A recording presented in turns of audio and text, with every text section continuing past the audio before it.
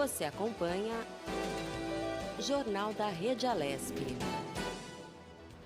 César reduz a mortalidade O infantil. Jornal da Rede Alesp está de volta. A gente segue com mais informações aqui do Legislativo Paulista.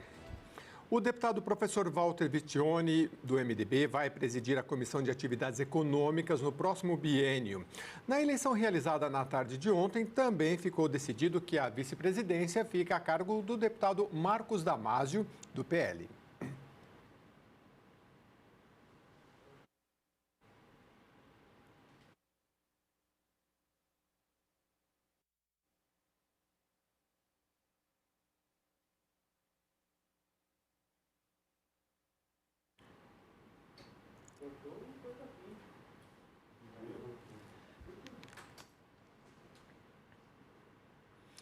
Nós tivemos um problema técnico aqui na reportagem. Daqui a pouquinho você vai poder acompanhar aqui ao vivo no Jornal da Rede Alesp.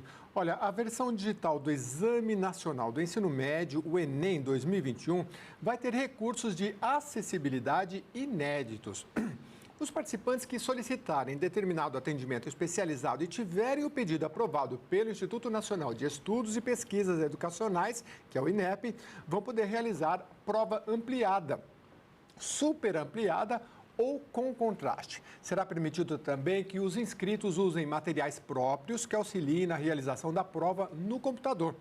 O tradutor-intérprete de língua brasileira de sinais, que é a Libras, tempo adicional e também salas acessíveis são recursos que vão estar previstos. Pessoas com baixa visão, cegueira, deficiência física, deficiência auditiva, entre outros problemas físicos ou mentais, além de gestantes, lactantes e idosos, também vão poder solicitar o uso do recurso. Itens como assinador, óculos especiais, lupa e máquina de escrever em braille vão estar na lista dos liberados. Cão-guia, medidor de glicose, bomba de insulina, além de aparelhos auditivos ou implantes cocleares, também serão permitidos. O período de inscrições do Enem 2021, incluindo o prazo para solicitar atendimento especializado, começa no dia 30 de junho e vai até 14 de julho. Os procedimentos deverão ser realizados por meio da página do participante. A prova vai ser realizada nos dias 21 e 28 de novembro. Em abril, a demanda global de voos medida em passageiro quilômetro pago, o RPK, recuou 65,4% sobre o igual período de 2019, nível pré-pandemia, segundo a Associação Internacional de Transportes Aéreos. A demanda internacional de passageiros em abril foi 87,3% inferior ao verificado em abril de 2019. Já a doméstica caiu 25,7% na mesma base de comparação. Segundo a IATA, todos os mercados, exceto o Brasil e Índia, mostraram melhora na demanda em comparação a março de 2021, com China e Rússia, relatando crescimento de tráfego em comparação aos níveis pré-Covid.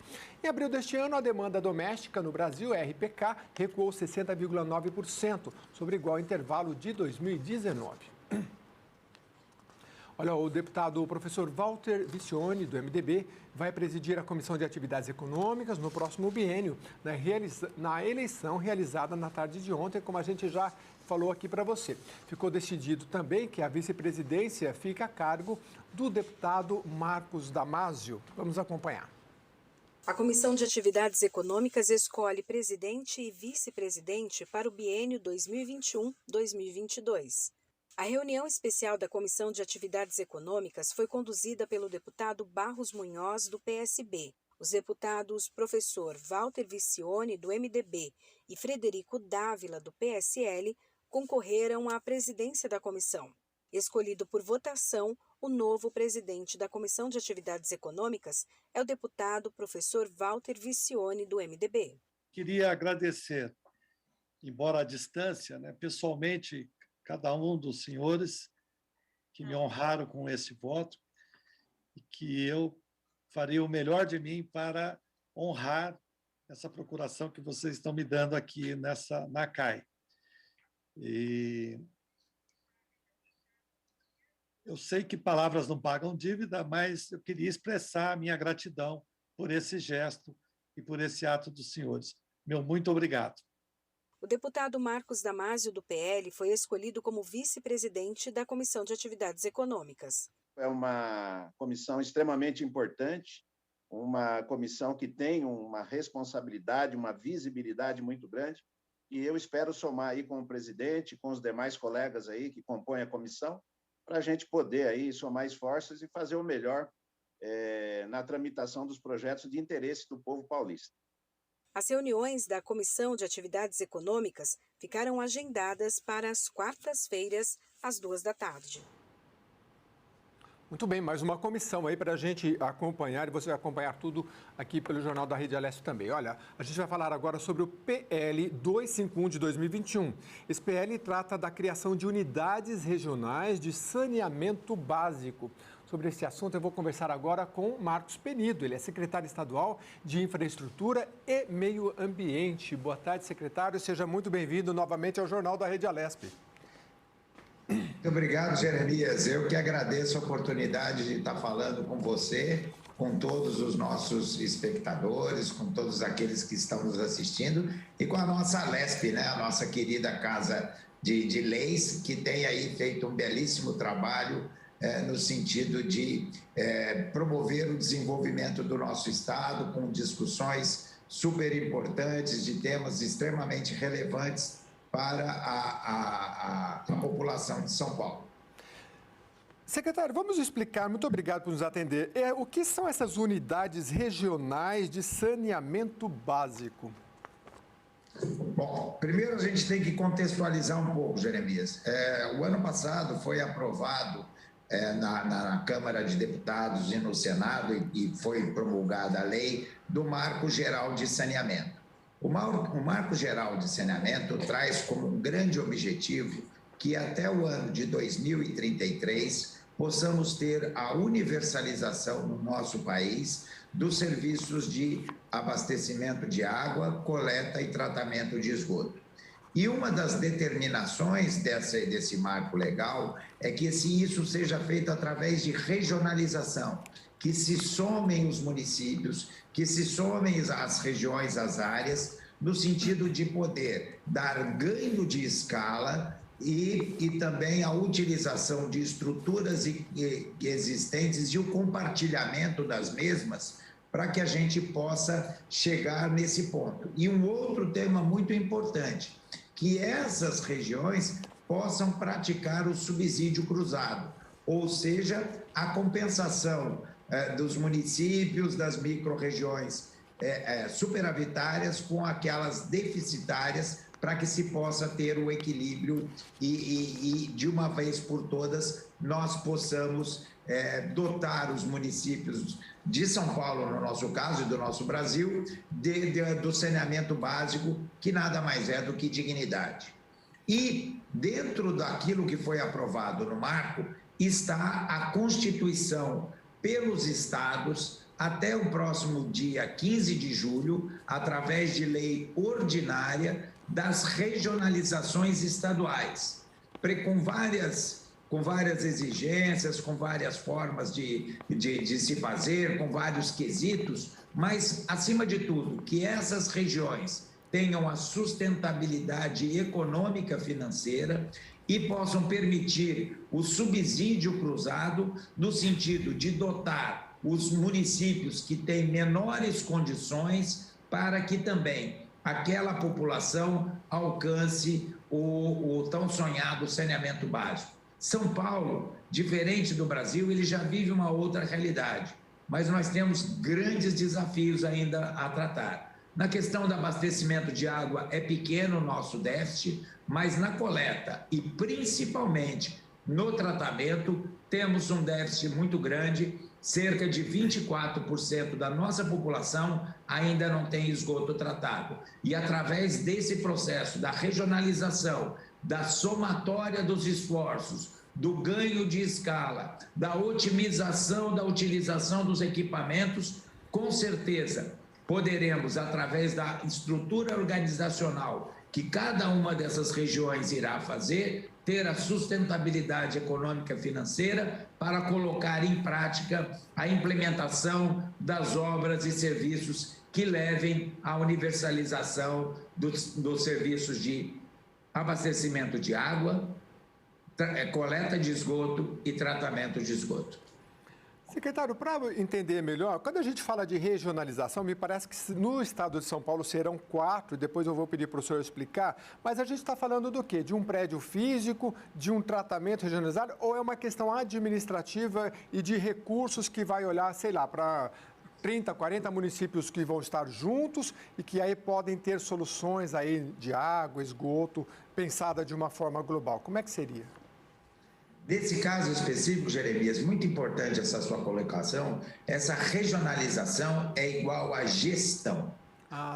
Não demanda que a região, os municípios sejam vizinhos ou estejam dentro da mesma bacia hidrográfica. O que precisa é que nessa região, no somatório de todos esses municípios, vendo a situação de cada um, o que precisa ser executado em cada um deles, o volume de recursos necessários para a implantação dos serviços necessários e a demanda de consumidores que tem, que irão absorver esses custos, seja compatível. Ou seja, eu tenho que ter um número de clientes equivalente àquilo que é necessário fazer. Porque aí, praticando uma tarifa média, a somatória de todas as contribuições dá o volume de recursos necessários para que a gestão, que irá reunir todos esses municípios, e essa gestão será feita e escolhida de maneira independente por essa região, ela terá o planejamento dos recursos em caixa, dos recursos que virão, e aí planejar os gastos, as despesas necessárias para que se faça a implantação dos serviços com vistas à universalização. Secretário, em relação ao tratamento do esgoto, eu já fiz reportagens que tem aquela questão que o prefeito fala, mas a minha cidade aqui tratou, mas esse rio ele vem da represa X e lá não tratou, e aí passa pela outra cidade. Isso vai ajudar a resolver problemas como este? Essa é a lógica. A água ou os nossos recursos naturais, eles não respeitam divisas. Um rio nasce na cidade A, atravessa as cidades B, C, D e E e vai encontrar com outro rio ou vai desaguar na cidade E. É exatamente isso. Nós precisamos com que todos os municípios envolvidos possam trabalhar de uma maneira conjunta e sistêmica. Por isso que tem o subsídio cruzado. Para aqueles municípios que têm um maior volume de contribuintes, têm um maior adensamento, ou seja, há uma otimização nos gastos, os recursos que entram são mais compatíveis com as despesas, possam equilibrar todos esses custos com aqueles municípios de menor condição, com o subsídio cruzado, para que no município aonde nasceu a água, ele tenha condição de fazer todo o tratamento de esgoto para que ele não encaminhe esgoto ao rio, que ele mande todo o esgoto para o tratamento. E a cidade B, que recebe a água da cidade A, também receba uma água limpa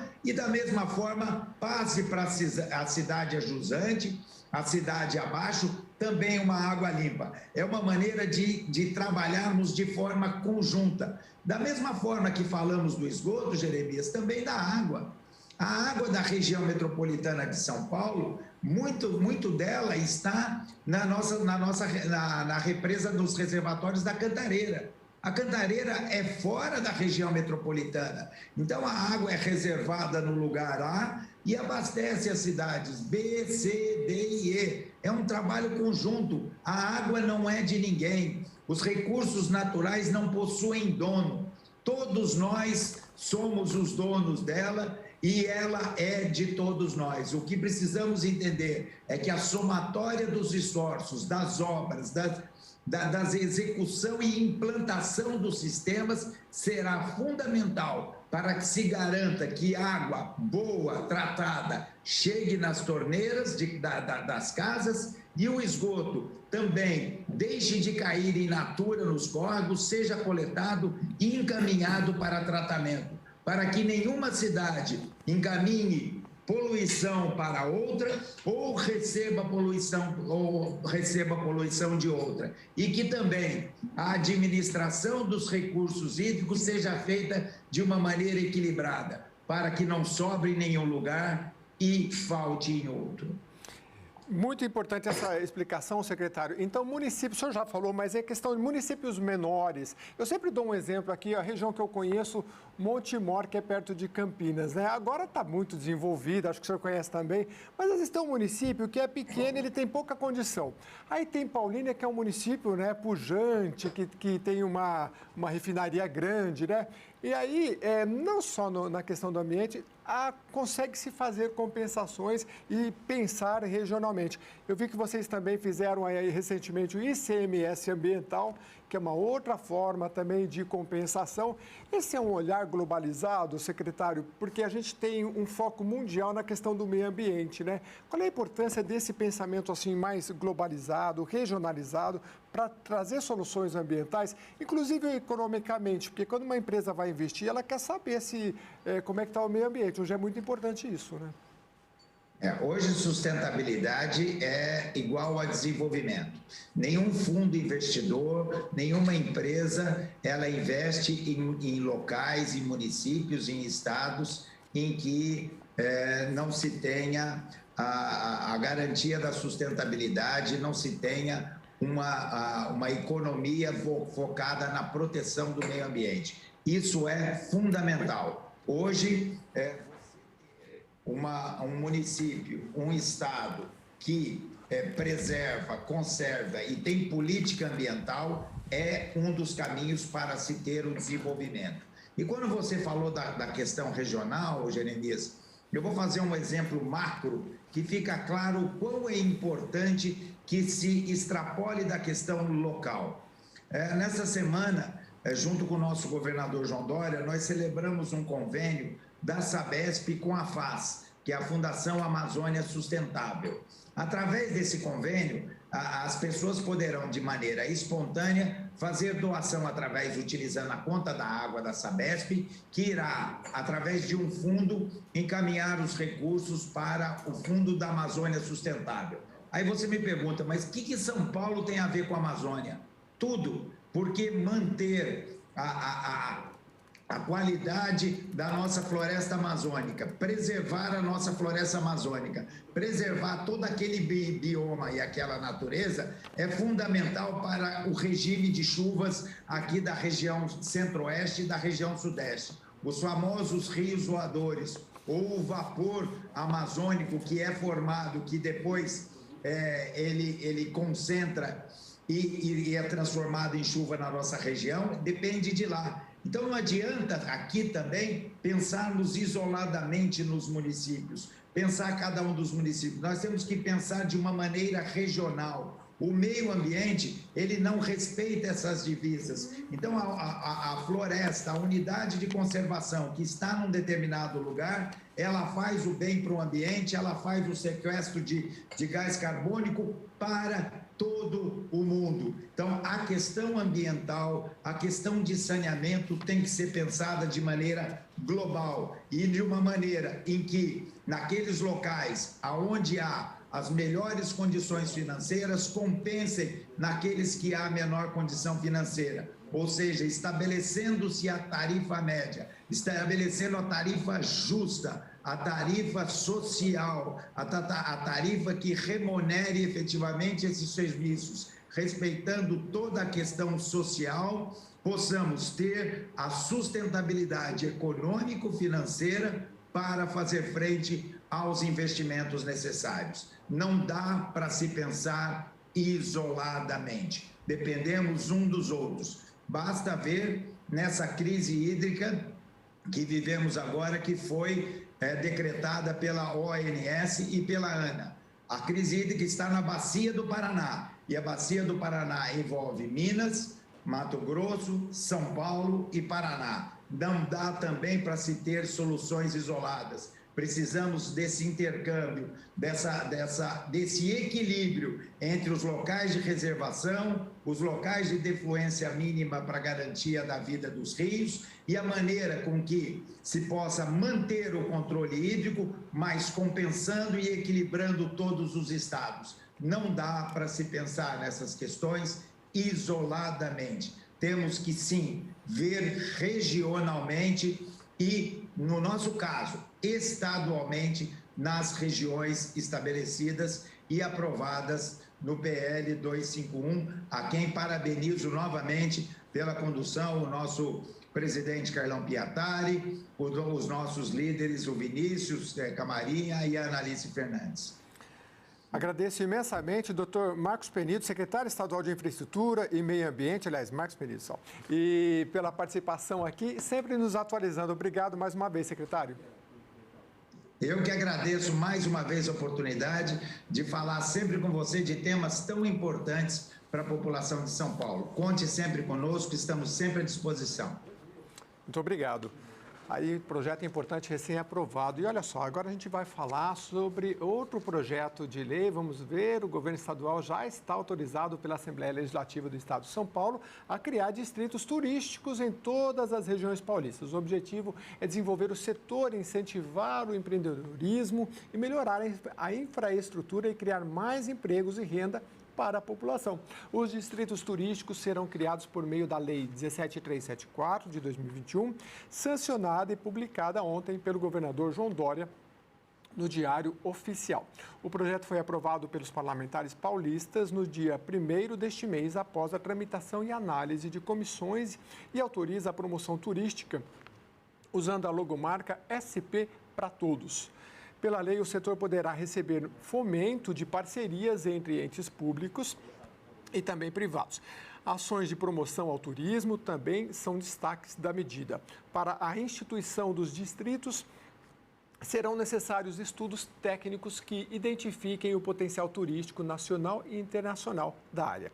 O texto da norma destaca que a criação dos distritos vai atender a algumas condições, como áreas territoriais situadas em um ou mais municípios que contenham relevância paisagística, natural, arquitetônica, histórica, cultural ou étnica, complexos de lazer ou parques temáticos, praias e potencial para o desenvolvimento do turismo nacional ou internacional. A sanção possibilita a criação do distrito da região do Serra Azul, por exemplo, que reúne os municípios de Itupeva, Jundiaí, Louveira e Vinhedo. A região de Itupeva abriga os parques Hopi Hari, Wet Wild e os shoppings Outlet Premium e Serra Azul e conta com cerca de 10 milhões de visitantes anualmente. Os distritos turísticos criados serão geridos por meio de um conselho gestor instituído por ato específico do Poder Executivo para cada distrito na ocasião da sua criação. A frase SP para Todos será incorporada às campanhas de divulgação do turismo estadual e vai ficar a cargo da Secretaria de Turismo do Estado adotar providências para a difusão desta logomarca. Agora a gente vai com mais entrevistas. A gente vai falar sobre a alta da inflação. Você já deve ter reparado aí no bolso, né? Os impactos na vida da população brasileira. Sobre este assunto, nós vamos conversar agora com o economista e professor Ulisses Ruiz de Gamboa. Boa tarde, Ulisses. Eu não sei se pronunciei seu sobrenome corretamente. Vamos falar de inflação, né? Parece que está um pouco de volta. Como é que o senhor tem percebido esse movimento de alta de inflação? A população tem percebido no bolso, principalmente nos alimentos, né? Estamos num ritmo de alta mesmo? Boa tarde. Não sei se o senhor está me ouvindo bem, o senhor precisa habilitar o áudio, tentar habilitar o seu áudio para a gente poder... Desculpa, boa tarde. Ótimo, tarde. ótimo. Agora sim. Tá ótimo. O senhor me ouviu? Você pode refazer a pergunta, por gentileza? Claro. Vamos falar sobre a questão da inflação.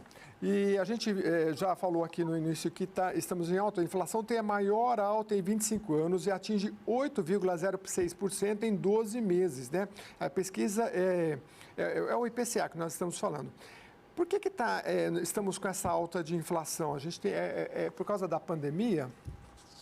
Olha, na verdade, é uma inflação de custos, né?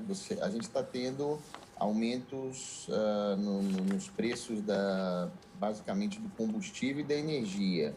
É isso que está puxando a inflação.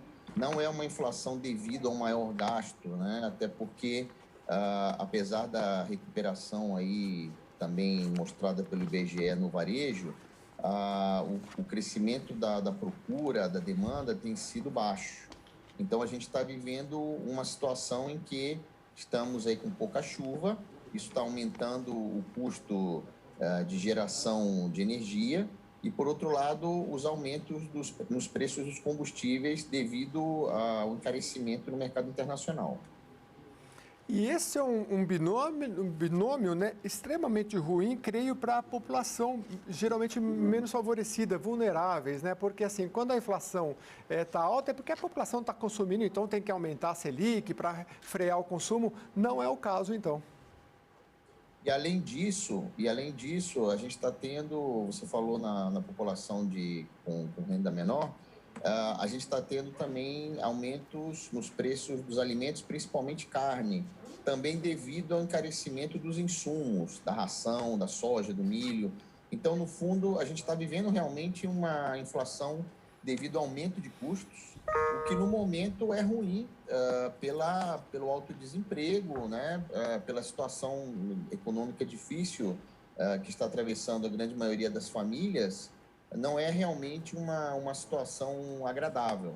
E provavelmente isso vai levar o Banco Central a continuar aumentando os juros. Agora, como é que o senhor vê essa questão desse cenário também, vacinação, né? Nós temos a crise hídrica que o senhor citou, desemprego, né? O senhor acha que o governo, geralmente como cenários assim, de consumo, o governo aumenta a Selic. O que se pode esperar em relação à taxa Selic, porque ela acaba regulando todo o mercado, né? A tendência é de alta, né? O Banco Central vai ter uma reunião proximamente, né? O Conselho de Política Monetária, o Copom, e provavelmente deve realizar outro aumento na taxa Selic, né? É o que todo mundo está esperando, e a perspectiva é de que ela termine o ano até com um aumento maior do que o esperado, né? O Banco Central ele não vai querer controlar a inflação pelo lado dos custos, mas ele quer evitar o repasse disso aos preços que enfrenta o consumidor. E o Banco Central, lembrando que ele persegue uma meta de inflação que provavelmente esse ano não vai ser alcançada. Provavelmente esse ano vamos ter um estouro da meta devido a essa aceleração dos custos. Agora, essa aceleração dos custos, ela é causada, na verdade, a causa principal é a rapidez da recuperação da economia mundial, que está aumentando os preços do petróleo e de outras matérias-primas, e isso está repercutindo também na economia brasileira. Muito bem. Nós conversamos com o Ulisses Ruiz Gamboa, não sei se eu acertei o sobrenome, economista e professor. Ele deu hoje aqui um início aí dessa palavra sobre a questão da inflação, mas já fica o convite aqui para participar da nossa programação com o programa, se o senhor já não participou, para a gente estender sobre esse assunto. Muito obrigado, Ulisses. Perfeito, estou à disposição, agradeço o convite. Boa tarde a todos. Muito obrigado. E agora, o Jornal da Rede Alesp já encerrando, mas eu recebo aqui a Melissa Araújo. O que você traz de novidade? Agora vem um programa aí que você vai apresentar, isso? Exatamente. Tudo bem, Jeremias? Boa tarde. Tudo bem, boa tarde. Gente, daqui a pouquinho temos o Tribuna Virtual, que é o espaço onde os deputados podem fazer uso da palavra nesse momento que a gente está enfrentando uma pandemia, nós estamos presenciais. A gente está presencial, mas os deputados estão nesse ambiente híbrido. Então, para que eles possam conversar com os seus eleitores, com a população, esse é o lugar. Na Tribuna Virtual, a gente fica ao vivo até as 3 horas da tarde, mas eu sei que daqui a pouco você está lá embaixo para ter um evento bem grande acontecendo aqui na Assembleia Legislativa, então a gente até pode interromper ali a nossa programação normal para o Jeremias conversar conosco um pouquinho para falar sobre essas emendas que serão destinadas aí para a área da saúde, que esses convênios serão assinados hoje. Muito, muito importante nesse momento que a gente está vivendo.